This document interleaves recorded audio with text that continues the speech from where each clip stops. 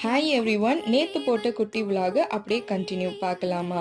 Mutton biryani எப்போதும் போல் சூப்பராக வந்திருந்தது. அதையும் செஞ்சு முடிச்சுட்டு அதுக்கப்புறம் நான் பிரெட் அல்வா தான் செஞ்சுருந்தேன். பிரெட் அல்வாவுக்கு என்கிட்ட ஸ்வீட் இல்லாத அந்த கோவா என்கிட்ட இல்லை. அதனால இந்த பாலுடைய ஏடு நான் கலெக்ட் பண்ணி எப்போவுமே வைப்பேன். அந்த பால் ஏடு தான் நான் இதோட சேர்த்து கூடவே சாரப்பருப்பும் வெள்ளரி விதையும் சேர்த்தேன். சூப்பராக இருந்தது பிரெட் அல்வா. ஆஸ் யூஷுவல் எப்போதும் போல் மட்டன் பிரியாணியும் சூப்பராக ரெடி ஆகிடுச்சு. மதியத்துக்கு மேலே நான் கேக் தான் ப்ரிப்பேர் பண்ணிகிட்டு இருந்தேன். கேக் என்னுடைய பர்த்டேக்கு நான் செய்யலைங்க.